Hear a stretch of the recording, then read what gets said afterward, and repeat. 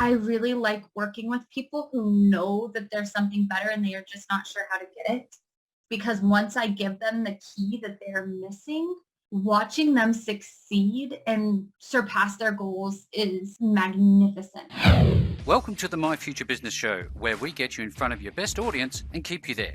Not only are we interviewing the biggest names in business to help you become even more successful, we're inviting you to book your spot on the show to help you grow your business.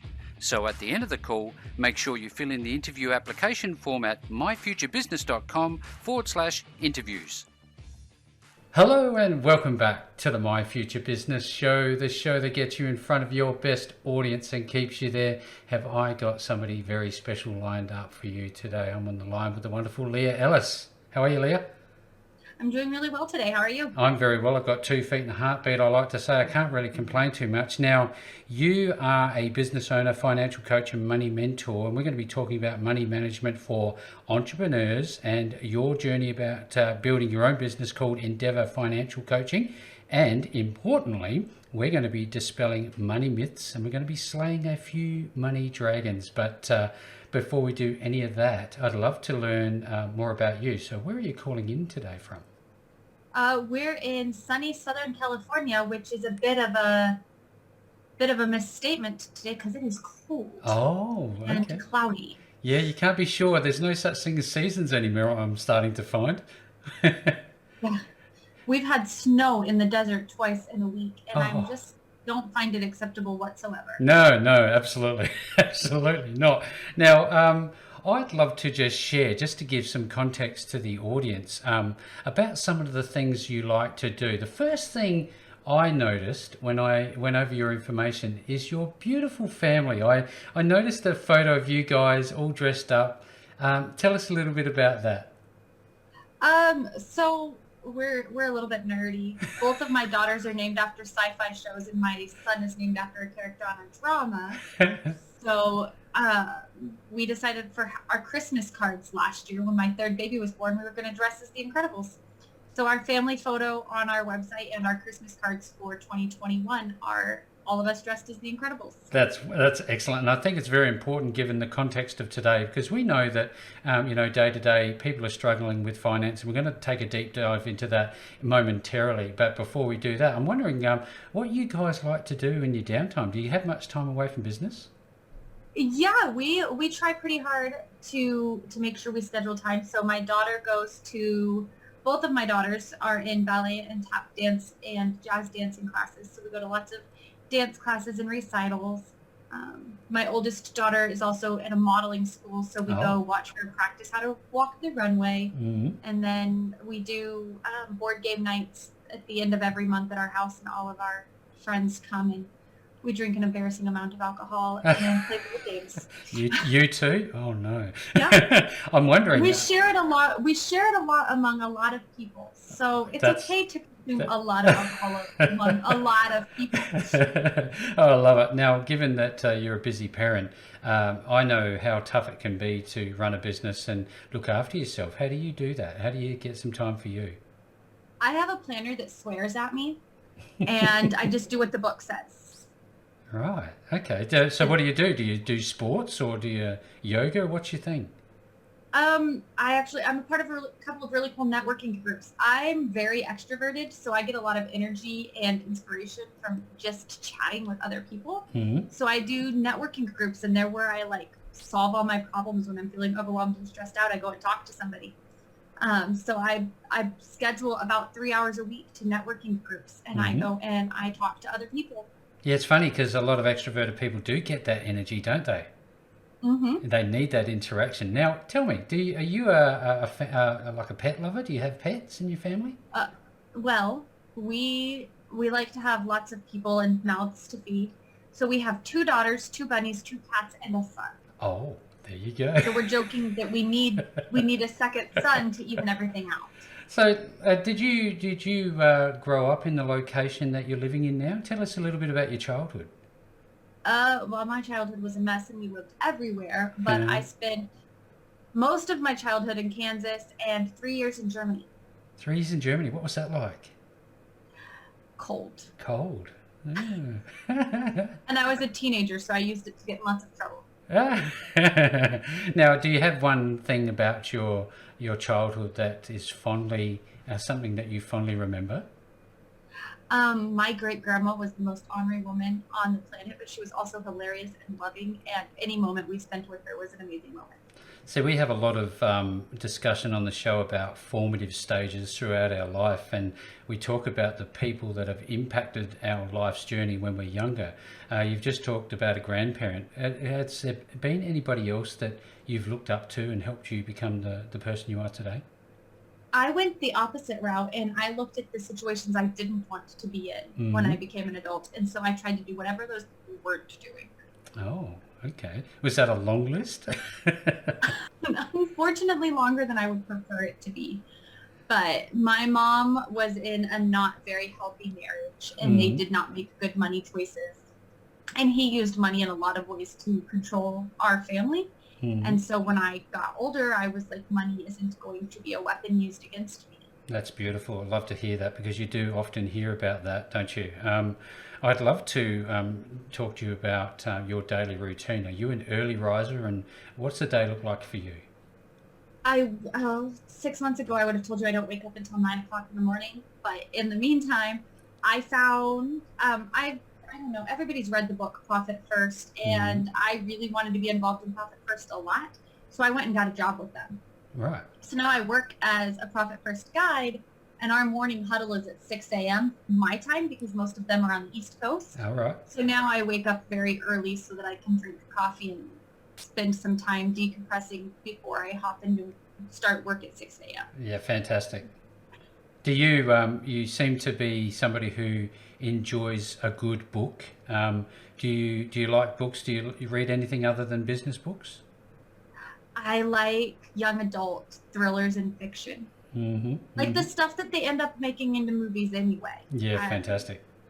I like all of those action-packed movies, Hmm. but I like them better when they're books and you can imagine it better yourself. So are you like not interested in movies? You won't go and see a movie? Oh, I do. I go see all the movies, Hmm. but I still prefer sitting in a quiet room and reading a book cover to cover by myself, Yep. where the image takes place behind my own eyes. Yes. Because cinematology is beautiful, but I feel like it's never quite what I pictured Yep. because there's so many other creative minds that go into it. The narrative's always a set path, isn't it? Now, Yeah. I love audiobooks. What do you think of audiobooks? Are they of any interest? Uh, Audiobooks and podcasts are pretty much the only way you get anything done as an adult Mm. trying to run a business and raise children. Oh So you yeah. can listen to an audiobook while you wash dishes. Now, there's a lot of questions, they're precursory questions because I really love to build a picture about you, so our audience gets a good feel for who we're talking with. Do you like music? And if you do, what type of music? All of it. All of it? Um, I There's not very many stations that I'll turn off. My oldest daughter is Melody. That Hmm? tells you if we like music. Oh, there you go. Lovely, lovely.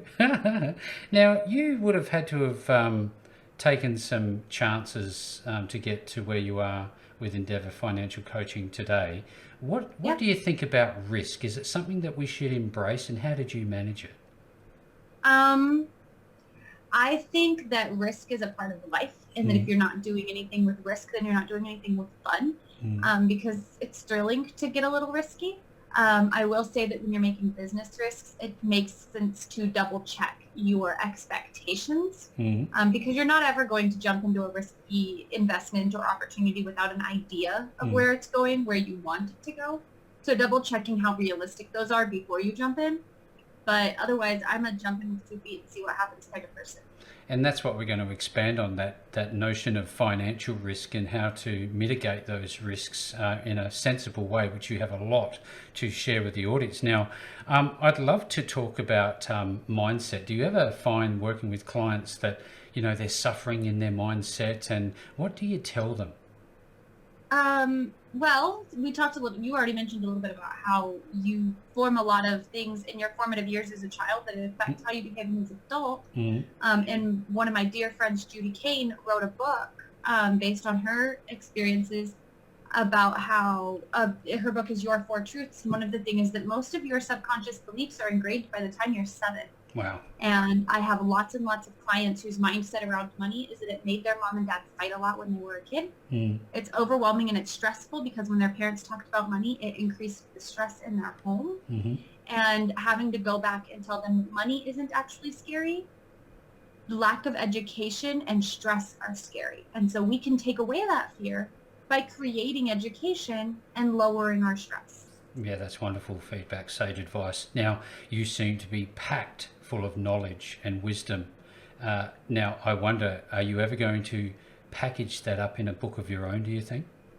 I don't know. I joke, one of my networking groups, there's 8 women, and I think 6 of them have written a book. And so I joke regularly they're going to kick me out if I don't write a book. So in order to save my seat, I wrote a workbook. Yep. I decided it was more practical and a little bit quicker about how to actually sit down and create a budget for the very first time when you've never done it before. So I have my workbook, and I don't know if maybe someday something will happen where I have a course in a book. I really hope it does. I think you definitely have a lot to offer, and I'm looking forward to that. I'm going to hold you accountable to that one. And I see, and we're going to talk about your freebies later on, so maybe that's where that will pop its head up later on in the call. Now, I know that we sometimes look around for inspiration, for good ideas. Where do you look? The books that I read. I look at the people who are in the industries that I love and are being successful. And I look at what I can do to emulate them and what they're doing that doesn't feel authentic for me, that I don't think I want to do. And then I kind of build off of that. Fantastic. Now, I'd love to, if you don't mind, if you could share your professional background that led you to be where you are today. I've done it all. I worked fast food. I've worked retail. I worked as a manager at a pharmacy. I was a pharmacy technician. So my job was literally counting the little pills and making sure that each bottle got the right number of pills. I sold insurance. I've done business to business sales. I owned a daycare. I was a teacher's assistant. And then my husband and I went from a really terrible financial situation of our own into getting on stable footing, and it felt so amazing. And I was already a teacher by personality. There are some things that it's not by trade, it's just part of who you are. And so I was already a teacher, and so finding the opportunity to be a financial coach and teaching other people how to find that piece that we had found just made sense. It just clicked so perfectly. So we did financial coach master training, and we became financial coaches. And then in all of these small business mom groups that I was in, I noticed that all of these women really, really wanted to own businesses, but the money scared them. So I went and got certified to be a bookkeeper so that I can help these moms who are scared of the money make sense of it all. And then I went and got a job at Profit First so I can teach them not only how to make sense of it, but how to leverage it to make their companies more financially healthy and their personal lives too. I want to double back a moment and talk a little bit about the importance of a strong relationship with your partner, in your case, Nathan. You went through some tough times you've just shared with us, so thank you for that. I know it's sometimes difficult to, share the raw side of ourselves, but how important was that relationship and maintaining it through those harder times? And what could other people benefit from knowing that? We set goals together. When we decided that we were going to pay off all of our debt and we're going to get on a budget and we're going to be grown ups with our money and stop being overwhelmed and scared by it, we sat down and we made goals together. And then I printed those goals and taped them to the back of our bedroom door. So every morning when we wake up, we have to look at them. We paid off our debt a year and a half ago. We paid off our last debt. We don't have student loans or credit cards or anything anymore. And those signs still hang on the back of our door because they're a reminder of what our goals are and why we're doing them together. Do you think it's important to celebrate these wins? Yeah, we celebrated every 25% of our payoff. So when we hit 25%, 50%, 75%, and then 100%, we had celebrations as a family because it kept our kids excited about it and it kept us excited about it. And the other thing is we had a coloring chart where we colored in the debts as we paid them off. And at the time, our 4-year-old would get onto us if she didn't get to color enough pieces because we hadn't paid off enough debt. So there's some accountability in a kid who will say, wait a second, last month I got to color 3. Why do I only get to color 1 this month? Yeah, and we're going to take a very close look at the importance of, financial literacy for kids nowadays, because I think that's something that absolutely needs to happen. Now, tell us about your experience building your business. Was there some challenges along the way? Because I know that entrepreneurs that you help will suffer these challenges, just like I did, just like others have. Well, I think we all want the magic pill that's going to create business for us right away, and we're all looking for what's the fastest way to build revenue. And I think it's really important to acknowledge that, yes, we want to build revenue, and yes, we want a huge client base, but we're really after spreading our mission, and we're really about helping people. And so taking a step back and thinking about what your real goal is other than just churning money through a company. And focusing on that and focusing on the right places to spend your marketing dollars, the right places to go to be present where you're needed. Yeah. And remembering that not every client is the ideal client, and it's okay to tell people, no, you're not a good fit. Yeah, that's the thing, isn't it? Absolutely. Now, I want to share with the audience on a bit of a deeper level here. You have recently been awarded Palmdale's Local Business Person of the Year. First of all, congratulations on that. Wonderful. How did this come about? So the online service that they use, Alignable, they did a vote, and it's actually business owners vote for other business owners that they think are the best asset for their community. And so not only did I win Local Business Person of the Year, but by other business owners, which means I'm making an impact for them and that they see value in what I'm offering. Yeah, that's fantastic. That was really exciting. It's a real credit to you. I wonder, what you talked about business owners. What are some of the, I guess, the types of businesses and individuals that you prefer to work with, Leah? I really like working with people who know that there's something better and they are just not sure how to get it. Because once I give them the key that they're missing, watching them succeed and surpass their goals is magnificent. I had some clients who told me they would probably never own a home because it was just impossible. And within a year, they had $12,000 saved for the down payment on their first house. That's incredible. That's amazing. Now, I know that you work with entrepreneurs and you help them start and launch their businesses. What are some of the practical insights that you can share on the call today? Understand your taxes and separate your business money from your personal money. Yeah, seems like an obvious one. Those two are really big, but so many people think that my business isn't big enough to need that yet.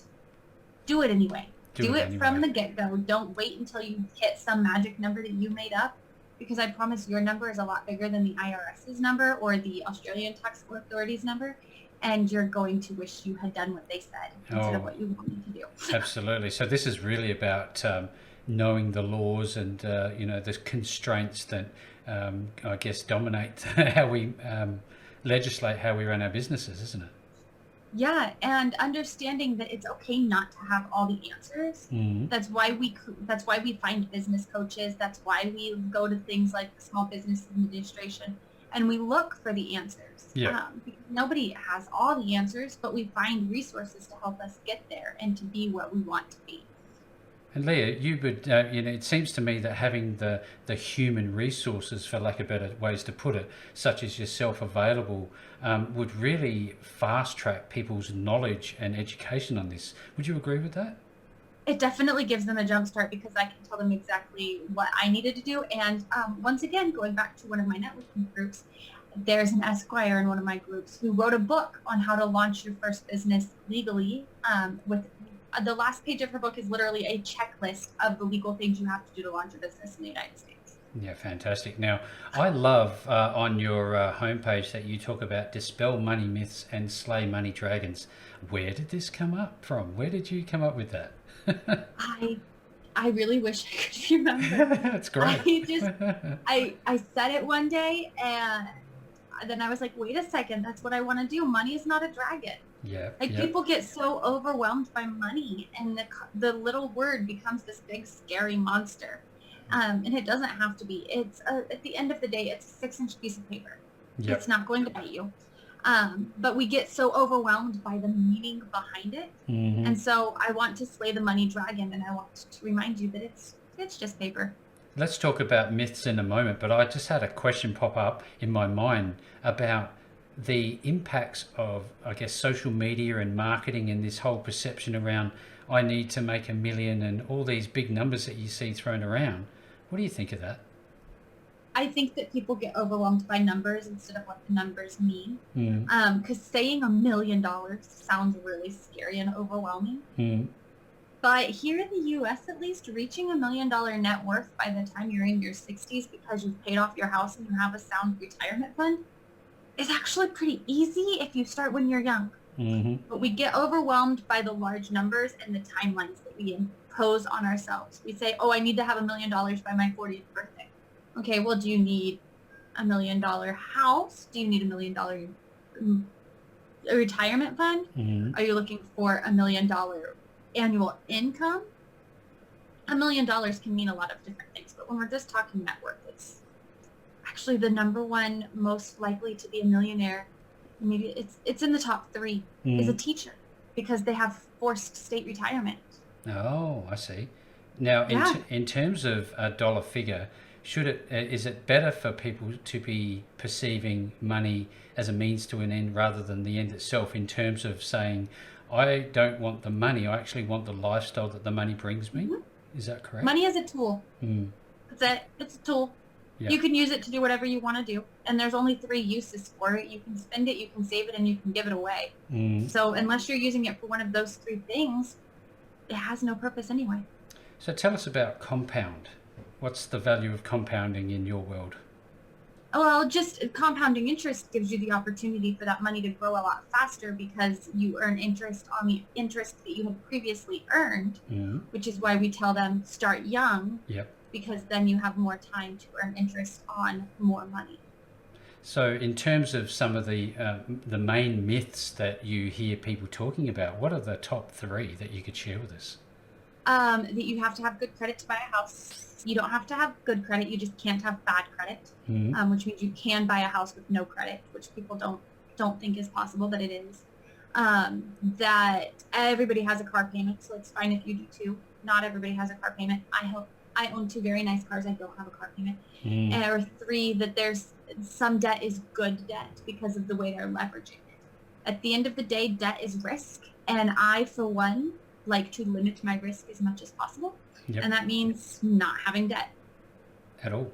I have my mortgage, and as soon as this house is paid off, I won't have that. Yeah, fantastic. And that's what we should all be aspiring to. Now, I know that we live in a society globally, I'd suggest, that, we're instant gratification. We want it now. So when people talk to you about long-term financial plans, what would that include for them, and how do you inspire patience? I teach opportunity cost. I break it down for them really simply as, if you want that now, what are you giving up in the future to have it? Yeah, fantastic. And a lot of people don't put 2 and 2 together until it's laid out in front of them. And then they see, wait a minute, you're right. That's common sense. I knew that.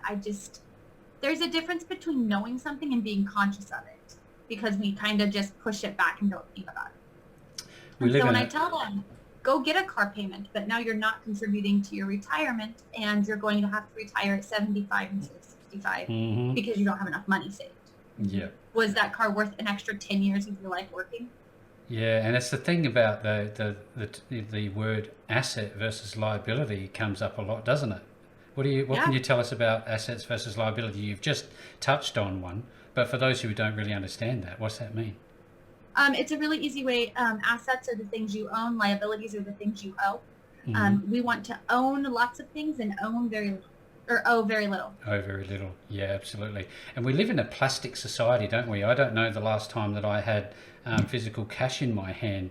What do you think about credit cards, and do you think there's a place for physical cash still? I don't use credit cards because I know my own mindset. I am very liable to see a cute top and know that the credit card has the available credit and that I'll pay it off next time and want to just get it now. Yep. where it works better for me to have a budget and a debit card and pay for it when the money is in my bank account. My husband, however, is more willing to leverage cashback rewards and credit card programs to get the best bang for his buck, but he still makes sure that the cash is set aside so the instant he gets his credit card statement, he can pay it in full. Leah, we have some interesting things happening globally at the moment, which is going to impact all of us, unfortunately, and fortunately in some instances. I'd love to talk about diversifying, our asset base, not only financially, but through gold and things like that. What do you think about that at the moment? I think good quality mutual funds generally are what we recommend. And I'm not a financial advisor. Mm-hmm. Since I'm a financial coach, I'm not SEC licensed. I don't sell investments. I don't follow the stock market Mm-hmm. any more than like Yahoo News articles. Yep. Because it's just not where my passion is. My passion is more about teaching it how to be attainable to other people. Yep. So for our general clients, we tell them go get a mutual fund and talk to a financial advisor about which mutual funds and what risk layouts fit your lifestyle and your age and expectations best. That's sage advice. Again, this is about, funneling through the right people. You seem to be that person right in the middle that joins people together, and it's a credit to you. Now, let's talk about kids. Let's talk about how you help educate kids. We've all got them. And, sometimes they think money grows on trees. What do you tell them? I actually wrote a curriculum for this. So I have a curriculum for 5 to 10-year-olds. Mm-hmm. And my curriculum for 5 to 10-year-olds is just called Budget Basics. And I print out, it's a single page worksheet that teaches them how to do their own budget based on their allowance so that they understand the same thing I mentioned earlier. There's only 3 things to do with their money. They can spend it, they can save it, or give it away. But it doesn't magically multiply when they write it down. So they have to stay within their confines of their budget. And then for older kids who are ready to learn a little bit more about money, for 13 to 16-year-olds, I have an 8-week program that even includes teaching them how to buy a car, how to buy a house, and how to save for retirement. Yep. So that once they get their first post-college job, they understand why it's important to start saving for retirement at 22 instead of waiting until they're 30 or 40 to start that savings. Can make a great deal of difference in terms of what we talked about earlier with compounding, can't it? Oh, absolutely. I've looked at charts where it can go from $5 million to $12 million, depending on how young you are when you start. I remember talking with somebody about this, and then he showed me a graph with the crossover, the X crossover point, the point at which it almost goes vertical and you pay it off very, very quickly. Is that something that you share with people? Not a chart like that. I like to use, here we have a website called investor.gov, Mm-hmm. and I like to show them just their growth and tell them, like, if you put this much money in for this amount of time, this is what it could be. This is what it could be. Because it's very motivational. Now, I'd love to talk a little bit in depth about your bookkeeping services. There'll be a lot of people that, that are entrepreneurs and have no idea, and they just go barreling on. They've got a great idea. They can sell a few things here and there, but the last thing they want to talk about with you is tax and bookkeeping. Tell us what bookkeeping actually is. So bookkeeping is just having somebody who goes through, and every time you swipe your debit card, they tell, I use QuickBooks, they tell QuickBooks what that transaction was and what category it needs to come out of. Mm-hmm. And they put it into your software. And then at the end of the year or the end of the month, when you run your financial statements, you can give those to your tax preparer to understand what money was used in what purpose for your business. Mm-hmm. As I'm a Profit First guide now, Profit First bookkeepers are going to go a step further, and they're going to teach you how to create profit in your company instead of just a number at the end of the profit and loss statement. You'll actually have money you can touch and spend on vacation. Yeah, because a lot of times people race to the bottom in terms of their pricing. This would, by reversal, I'd suggest, put the seed of an idea into a business owner's mind that maybe it could impact our pricing structure if you're putting profit first. What I really love about Profit First is the standard accounting formula is sales minus expenses equals profit. And that pretty much means whatever you sell minus all the money you spent is what you get left over on profit. Well, with Profit First, we go the other way, and we say sales minus profit equals expenses.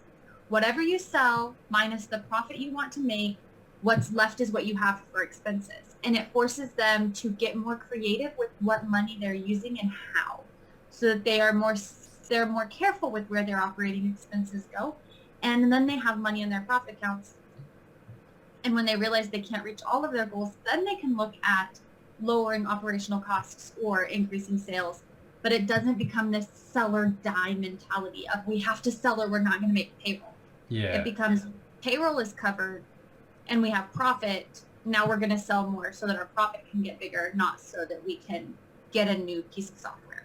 You know, a problem shared is a problem halved, and when business owners work with you, it seems to me that you take on almost a role of accountability partner and support partner. You know, tell us a little bit about the actual process of finding you, for one, and working with you. I'm really easy to find because I'm all over the internet. You can find me on Alignable. You can find me on LinkedIn, Facebook, Instagram. I think we have a Twitter. I don't use it, but I get notifications from them every so often. Yep. And then, of course, you can find me through podcasts. I like to do a lot of them, so I have an account on both Podmatch and Match FM, or Matchmaker FM, that you can find me on. And all of them are under Leah Ellis or Endeavor Financial Coaching. Well, there you go. Everybody who's on the call today, if you want to learn more, there's certainly a lot more to learn. And when you're sharing the problems and opportunities that you're having inside your business, maybe you're a startup and you want some help, definitely reach out to Leah at endeavorfinancialcoaching.com. I'll be making sure that the links back to Leah is available under this post. No matter where you see it, you're going to be able to get back to Leah. And Leah, what a wonderful call. Thank you so very much for joining me today. Thank you so much for having me, and definitely check out that website, get the free stuff. I have a budgeting checklist. It's just 1, 2, 3, 4. Did you do your budget the right way? So it's a lot easier than feeling overwhelmed by the money when it's just right there on paper. Thanks for joining us today. If you enjoyed the call, then make sure to subscribe, leave a comment, share us with your friends, and book your spot on the show at myfuturebusiness.com/interviews. And if you're looking for solutions that will help grow your business, then visit myfuturebusiness.com/shop.